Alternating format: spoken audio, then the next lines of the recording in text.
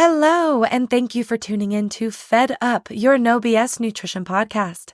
I'm your host, Kayla Marie, certified personal trainer and nutrition specialist, working with clients since 2014. After swimming up diet culture's bullshit stream for so many years, I am fed the absolute up with how miserable it's making people feel when we are supposed to be getting healthier.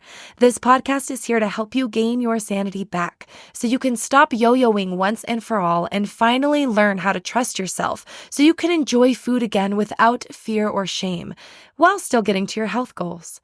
My aim is to teach you how to detect the BS in not just the food and diet industries, but in all realms of life, because I know that, like me, we are all just a little fed up. So without further ado, let's dive into today's episode.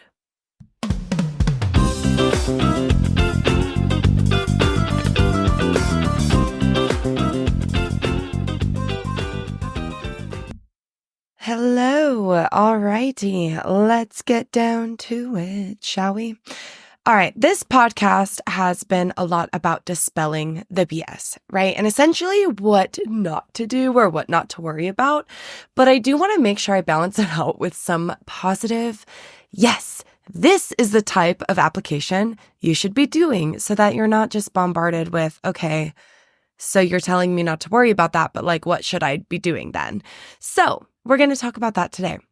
What are the healthiest diets and how to actually apply those habits into your life? So what are the nutritional habits you should actually be freaking doing, right? Let's just cut to the chase. This is what actually works to promote health. If you're wanting to be like a bodybuilder, go and do that. But honestly, I don't even think that's necessary. I think that that's just a bunch of people who don't really understand that calories are calories. It doesn't just have to come from green beans. But anyway, the best, healthiest diets have been shown to be encompassing of 5 things. That was a terrible sentence, but we're going to go with it. The first thing is they're diverse. The second thing is they are either right at calorie maintenance or actually just below, but they're definitely not in a caloric surplus. That's why they're not overweight. Number 3, they're plant forward and high in fiber. Number 4, they consume a lot of proteins, low in saturated fats, and lots of fish. And number 5, it is accompanied by physical movement and exercise, at least but not walking. Sorry, not sorry. I'm a personal trainer first, and movement is so essential for all of this.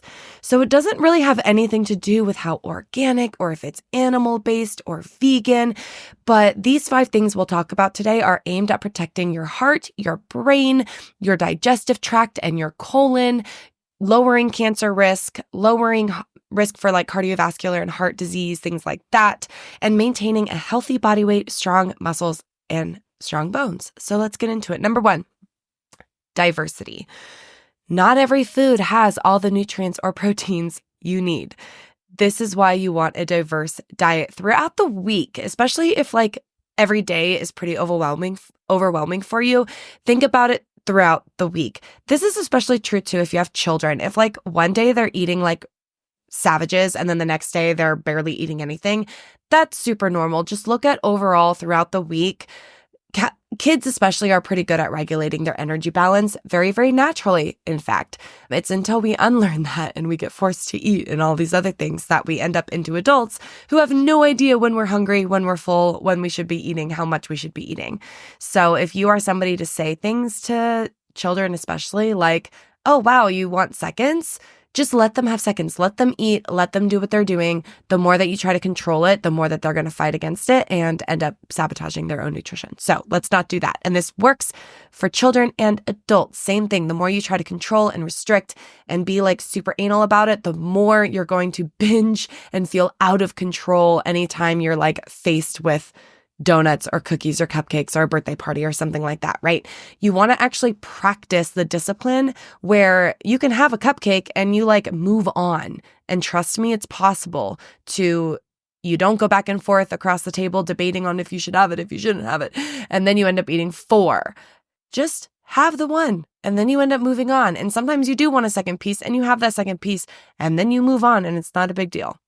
So, diversity, not all one nutrient is contained in one single food, right? If you only want to eat green beans, if that's the only vegetable you eat, that's fine, right? Eat the green beans. But if you can help it, diversify that green vegetable, diversify the bean. I understand, as somebody who has struggled with ARFID and a bunch of picky eaters in my family, I can understand how diversity can be scary. Some people aren't exposed to a lot of different foods. So start slow if you need to. I think that me working at a restaurant has totally helped because I was like trying foods because I was almost forced to. And moving to a different state where like people eat different things, I was like, oh, okay, I need to really try these other things. And also I was allergic to bell peppers for a bit. And I kind of grew out of it in my mid-20s, which is really interesting. Didn't know that can happen. It can. I don't have hives anymore, which is great. So there are some things that you just can't eat, and that's totally fine. But like, if you can, work slowly to expand your palate. Meet with people who force you to go to sushi, even when you hate sushi, and you try it every single time because you're hoping that one day your taste buds will change. Because for me, they have changed. I now like certain types of fish and I never did before. I now like coffee and I never did before. I can drink some black coffee. I make it with a Chemex. I can drink that, but like I do like my creamer, or as my man calls it, my marshmallow, because I froth my creamer so it's extra frothy and it is literally like, yeah, like marshmallow fluff. It's great. Anyway, I know that it's comfortable to want to stay with the foods that you reach for over and over and over again. And if you're a meal prepper, that's great, but like you still need to be hopefully diversifying the vegetables and the proteins and things like that throughout your week as well. So even if you're eating the same thing for breakfast or the same thing for lunch, try to rotate your dinners, things like that. But again, do the best that you can. All right, number 2, you want to be right at your calorie maintenance or slightly below it. They show that people who live into like their hundreds in the blue zone, right? They actually eat just below their calorie maintenance. And that's why they maintain a healthy body weight. But this also means that like when you do have a little bit indulgence and you go over your calories, it's not that big of a deal because you're not doing that all of the time, right? A calorie surplus means that you're going to gain fat tissue or muscle tissue. If you're lifting a lot of weights, you do want to be slightly higher in your calories to put on muscle, but excess calories, especially when combined with sedentary behavior, that is the culprit for obesity, for other metabolic issues. Sedentary behavior is associated with dementia and depression and so much more. And everybody's looking at all these other issues, which, yes, are issues, societal issues, systemic issues, all those things, totally. But excess calories, that's why we're fat and unhealthy. And that's what is essentially increasing our cancer rates. We don't eat nearly enough fiber. We don't move enough. We're not exercising enough. And we're living longer, which is interesting because now that we have all these interventions, we're living longer, which is great, right? We love to have grandma and grandpa around, great grandma and grandma around. However, at that same time, if you're not taking care of yourself and you're almost, this sounds terrible, you're surviving too good, all right? You are sitting down, stuff in your face, right? I'm being exaggerating. I know that not everybody who struggles with obesity is necessarily doing that. I know that. But if you are surviving too good, you don't have to work for your food anymore, right? You don't have to really walk anywhere anymore, right? You walk to your car, you drive to the store, you get a bunch of food, you drive home, you sit on the TV or the couch or whatever it is, or you sit on the TV. You sit in front of the TV or at the dinner table, whatever it is. Like, we're doing a lot of sitting. We're not doing a lot of hunting and running and walking. So, and that's number 5, right? Accompanying with physical movement. So we'll get there. But if you're really looking at your calorie maintenance, find your calorie maintenance. You might not know what it is, right? And if you've done a lot of dieting, this is really tricky. If you've done 5, 10, 15 diets, 15 years of dieting, whatever it may be, if you have a history of restricting your calories, going on a diet, you're going to have a lot more trouble finding a calorie maintenance and figuring out how where you need to be to actually lose weight because of metabolic adaptation, and your body is probably burning a lot less calories than we're calculating. And honestly, even for nutritionists, it is incredibly difficult to be super accurate with your calorie tracking. This is like the hardest thing as a nutrition coach and a personal trainer is like when people are tracking their calories, I'm like, look, I know you are, but we don't actually know how much your calories, like how much your body is actually burning because your watches are inaccurate and our math might be inaccurate. And we don't actually know how much you're eating, even though you're tracking it. It's still incredibly difficult to be super accurate. Like the labels aren't even super accurate all the time. So, I mean, they're fairly accurate, but there's a lot of room for error, inconsistency, not going long enough because your dieting only lasts, less than 30 days. And the way that weight loss works, or like calories in, calories out, it's not like there's a company right now called Lumen where you like wake up in the morning and you blow into this breathalyzer thing and it tells you if you're like in a carb burning state or a fat burning state and like how you should eat that day. That is bullshit. They made that up. That is not a thing. If your body is burning more fat or percent of calories from your fat stores versus carbohydrates, such as in fasted cardio, you hear this all the time. Oh, it's a fat or like the fat burning zone, quote unquote, right? Keep your calories low or your heart rate low. And if your heart rate is low, you burn more calories from fat. Okay. That is actually true. That's partial truth because they forgot to tell you the rest of it, which is your body will actually compensate for burning the higher amount of calories from fat later in the day by burning a lower amount of calories from fat. And overall distribution of fat, like burning calories, carb burning calories, whatever your body is producing energy, whether it's ketones, if you're in freaking ketosis, right? Any which way your body is getting energy from.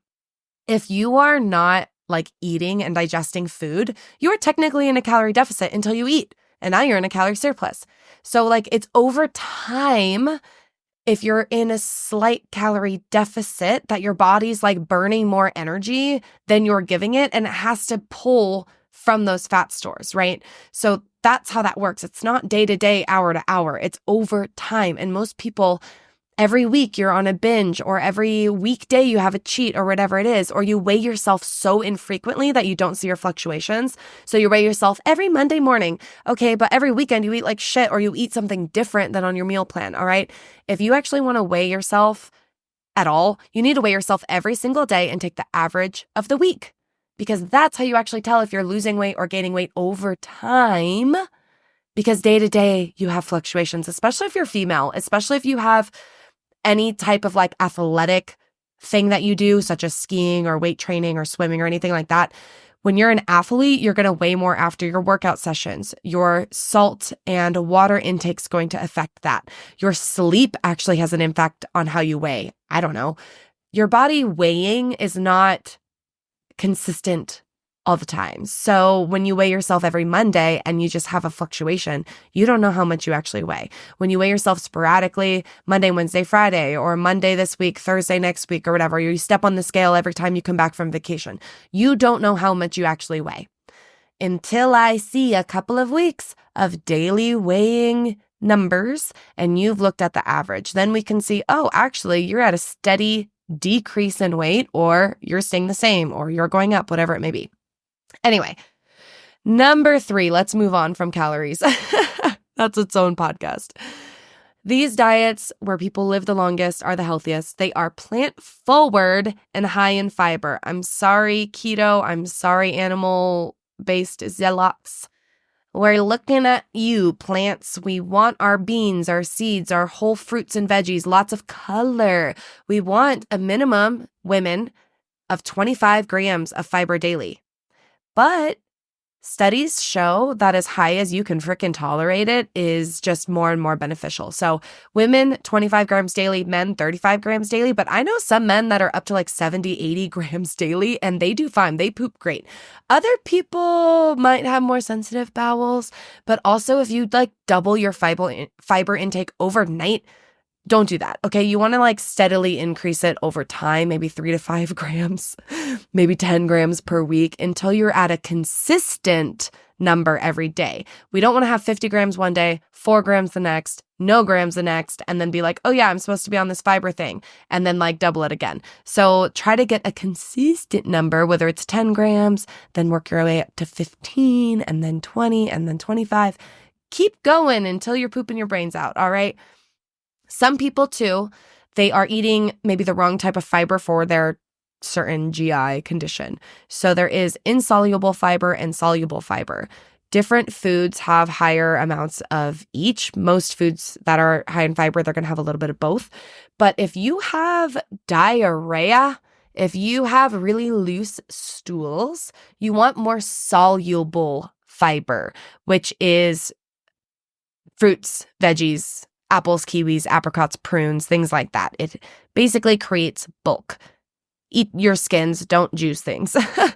If you are constipated, you want some insoluble fiber. This is what helps you poopy. This is good for seeds, oats, rice, wheat, beans, stuff like that. So if you forget, Google foods high in fiber, insoluble, soluble, which one helps you poop? Because I know that could be kind of confusing. But Google it and look at foods that are high in those foods and just start adding them, all right? You're like, oh, I love dates. I love prunes. I love kiwis. Add them to your diet rather than thinking about all the things you can't have, all right? And again, we are looking at things that are going to promote weight loss if you're in a calorie deficit, not some magical thing. And fiber helps you feel fuller longer so you don't eat as much. And who feels fucking good when they're eating like fruits, veggies, plants, grains, beans? You're like, yeah, fuck yeah, I'm super healthy. Keep doing that, all right? Just pump yourself up with it. It's not diet food. It's macronutrients, micronutrients, fiber, antioxidants, which help with cancer prevention, all of those things. And it does not have to be organic. We know that. Just eat your produce, eat your frozen, eat your canned. It's all good.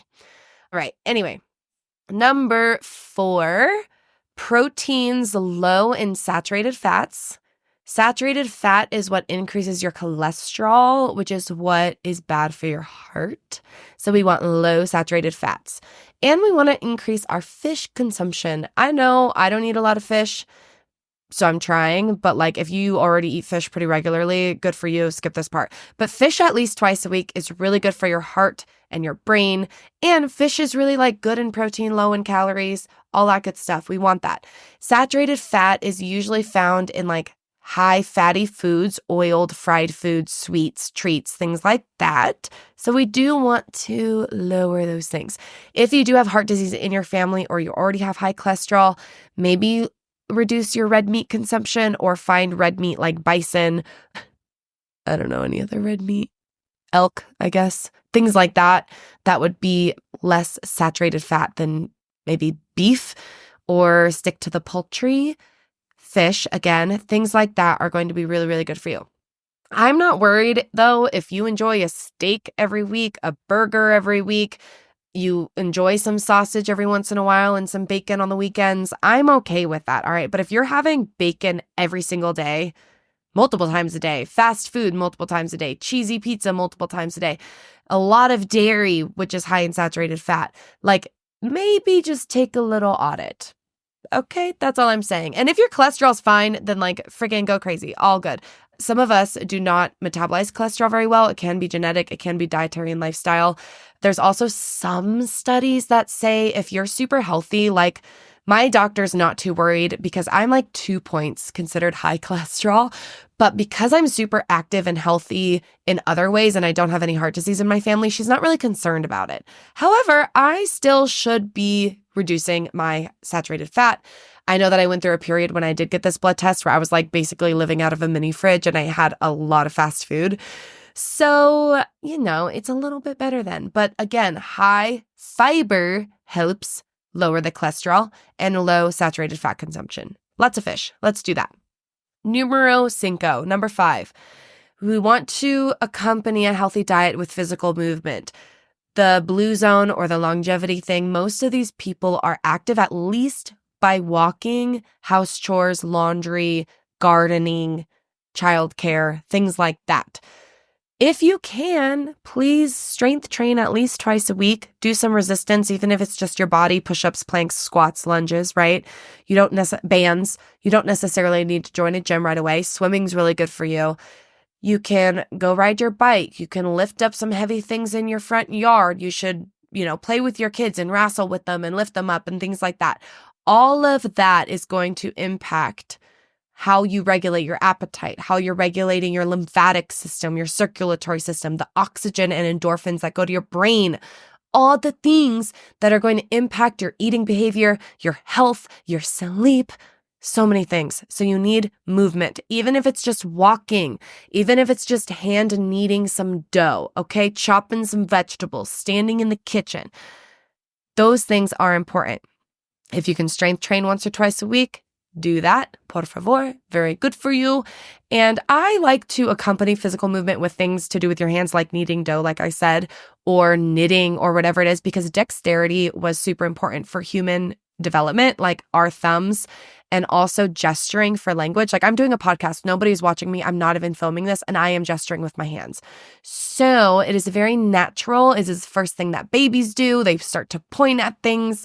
It's communication. It's how humans started to talk to each other. Our hands and gesturing and the hand part of our brain developed bigger and first before our vocal and our speech did. So fun fact for you, use your hands.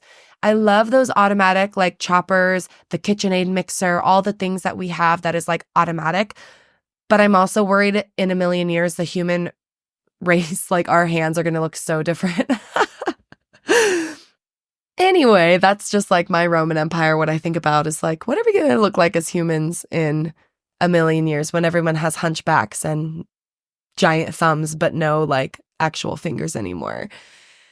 Anywhooser, let's not make that happen. Let's not let that happen. So anyway, I'm picturing some like weird images in my head.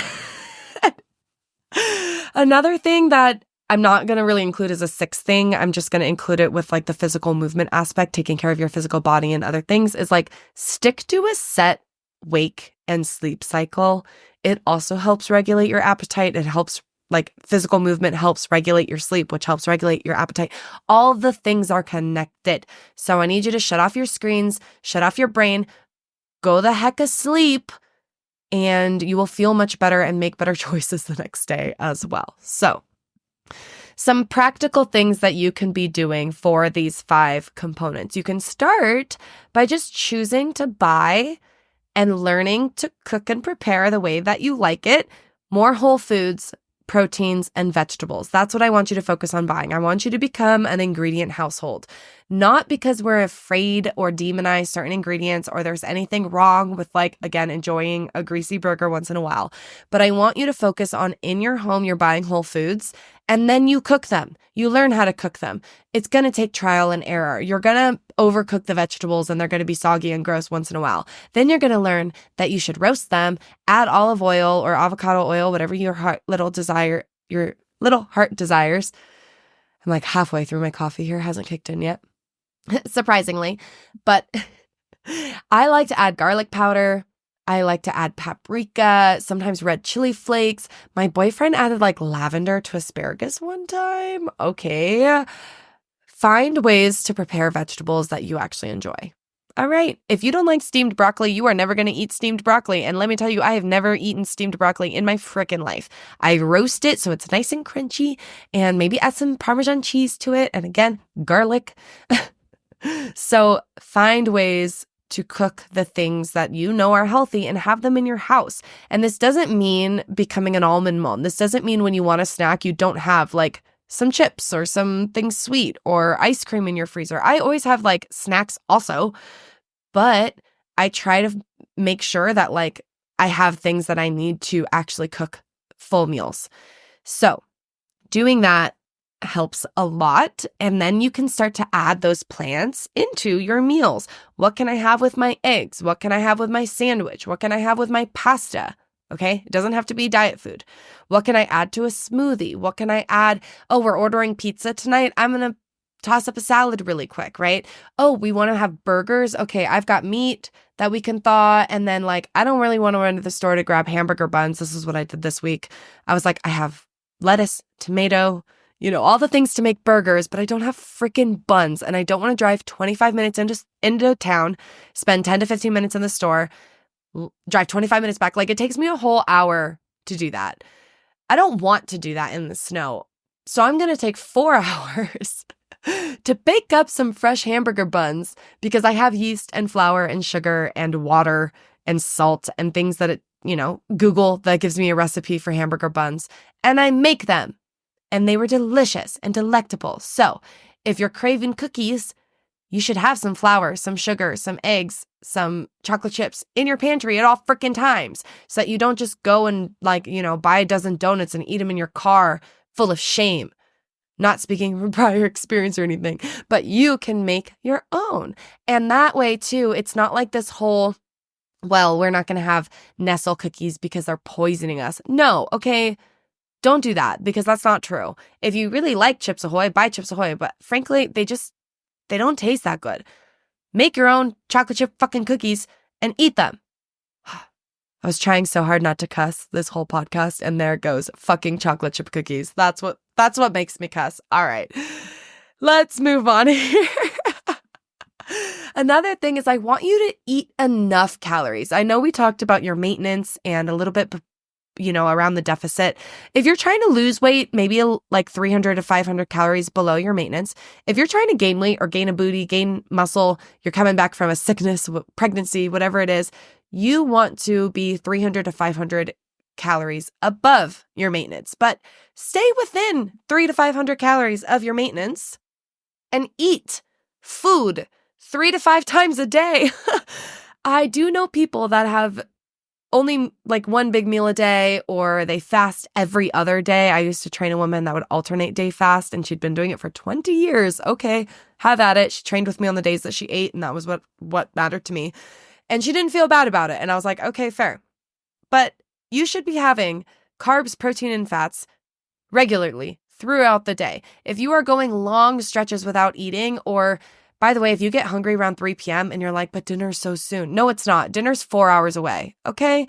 Depending on when you eat, right? If you're having breakfast at 1 p.m., lunch at 4 p.m., dinner at 8 p.m., and that works for you and you're not hungry in between, keep doing that. You're still eating 3 times a day. It doesn't matter what time. It doesn't have to be 7 a.m., 12 p.m., and 7 p.m. If you're eating those 3 meals, you need to have a snack in between. That's a long freaking day. That's 7 whole hours in between meals. Eat a freaking snack. That is more fulfilling than like a couple of carrots, okay? Dip your carrots in some ranch, add some, deli meat or a sandwich, a full freaking sandwich, whatever it may be. You need to freaking eat. If you're not eating, you're not going to feel good. You're not yourself when you're hangry, okay? You're going to be cranky, irritable. You're not going to make good decisions at your next meal because you're so overly hungry, and then you're impatient, so you don't want to cook, so you're going to grab the quickest thing. Or while you cook, you're snacking because you're so freaking hungry. I need you to plan and eat your full meals. And when you want pizza, plan and have pizza. I have pizza like once a week. I love pizza, or at least like once every other week. Usually once a week, whether I make it myself or I go and get like Greasy Cosmic Pizza, which is a pizza restaurant around here, or I get a take and bake, or I, again, make it my own. Or sometimes I never had bagel bites as a child. I bought them for the first time a couple of years ago, and I was like, this was a dire mistake, because there's nothing better than like feeling like a fat slob when you're like PMSing or something and you just want bagel bites and a rom-com. It's the best. So every once in a while, but also like most of my meals have some plants, some fiber, some protein. And sometimes I'm not so good about it. Again, I have struggled with ARFID. I can just eat like nothing all day long and then be like, I guess I'll eat a box of mac and cheese again tonight. I have to work at this, okay? It's not something that comes naturally to me. I have to plan. I have to prepare. I have to tell myself, Kayla, your refrigerator is full of fucking food. Make it. Okay, there's the second F. Sorry, I'm trying. It doesn't help when I literally named my podcast the No Nutrition, like the No BS. You don't know what it stands for. Could stands for bogus. We're going to say that. no bogus nutrition podcast. Okay. Anyway, the point is to focus on eating lots of the good stuff, the whole foods, low saturated fat, all that stuff. So yes, you want to limit your fast fried foods, but the more you think about not having it, the more you're going to crave it. And if you're craving burgers, but you know how to cook them at home, I assure you, your burgers at home taste way better. And you can add whatever the hell you want to it. It's delicious. Eat some potato chips. Have some chips and salsa. Have some corn. Have a salad. Have some potato salad. Have a whole freaking baked potato or slice up a potato and air fry them. Like, you can have your burgers, okay? I laugh because I started baking this past year. And now when I'm in the gym, people either talk to me about personal training or cupcakes. And it's the best thing ever because it also aligns with my whole all food fits policy. And like, I haven't gained 30 pounds since I started baking, even though I am eating the cupcakes. All right. I am tasting the cake. And it's just proof that you can have your cake and eat it too, right? That's what they say. Because I don't restrict myself and it doesn't create this huge calorie surplus because I'm active. I take care of myself in other ways, right? So there's all these other components that you need to be looking at rather than all the like don't do list. And even though this podcast is about like, don't listen to them, these are some things hopefully that you can actually apply and help yourself. And if you want to learn how to cook more, you just have to practice. My next episode next week is going to be about how to create an ingredient home without becoming an almond mom. I've posted a few times on Instagram about this, and it just kind of makes me laugh because that's me. I have an ingredient home with some snacks, and I'm not a mom, but I'm not like an almond mom, right? I'm not like, you can't have ranch with your carrots. Like, I literally had baby carrots and ranch yesterday. I had pizza yesterday. So there are some things that my boyfriend makes fun of me for too, for like being like a little Wiccan or a witch, which I'm not. Okay, I'm a Christian. But like everything's like, I have my sourdough starter or my kombucha brewing or like things in jars, like my vanilla extract. I put the spent vanilla beans in a jar and then poured white sugar over them. So it definitely looks like worms are growing in my sugar. It's fine. Everything's fine. But also I make the best smelling, cabin with fresh bread and pie and cake, and it's the best. So you can have your cake, make your cake, and eat it. 2, you can have a greasy cheeseburger once in a while, all right? I also work at a restaurant that I definitely have a fried chicken sandwich and tater tots probably, again, once a week. People don't realize, like, if you have 3 meals a day, what's 80% and 20%, right? 20% of your meals is still like something every day that you can have. Okay, you don't have to have one cheat day or a whole cheat weekend. You can just have a little sweet treat or something every day that's like not quote unquote diet food. You can have real bread. You can have real ice cream. It's okay. So that's my soapbox for the day. I hope this helps. Just because I know people tuned out eventually, let me repeat the 5 things we went over. First of all, diversity. Diversify your frickin' plate all throughout the week. Number 2, find your calorie maintenance. Stay just below it or just above it, depending on what you're trying to do, or right around it. All right, you don't have to get nitpicky. Number 3, plant forward, high in fiber. Fiber is the magical fruit. Okay, that makes you toot. So, eat lots of fruits, vegetables, beans, seeds, grains. Yes, wheat and oats count. Number 4, proteins, low in saturated fats, and lots of fishy fish. Sorry, fishy fish. Eat your fishy fish. Farmed or fried. No, farmed or wild, okay? Whatever you frickin' prefer. We'll do another episode on that. It's coming. But eat your fish twice a week. Number 5, do some physical movement. Go for a walk in and around your meals, not in your meals. You can sit when you eat. Don't walk and eat. That's also a risk for choking. Don't do that. Do some physical activity, whether it's some actual like cardio, a class, some weights, yoga, or it's just walking, all right? Or gardening. Find something to do with your body and get your sleep. All right. I hope that helps. I'll see you in the next episode talking about ingredients. And I hope this was helpful. If you stuck it out this long, please remember to leave me a review or tag me on Instagram, please, at Kayla Marie _fit so that I can see who's listening and I'm not talking to my log cabin and the cows. So see you later. Thanks, friends. Bye. Thanks so much for being here, friends. If you enjoyed this episode, please screenshot and tag me over on Instagram or leave a 5-star review wherever you are listening from. Your support means the world to me and only helps me get the No BS news out to more people. If you're interested in working with me in nutrition or personal training, check out my programs and courses on my website at kaylamariefitness.com and on Instagram at kaylamarie_fit. See you next week.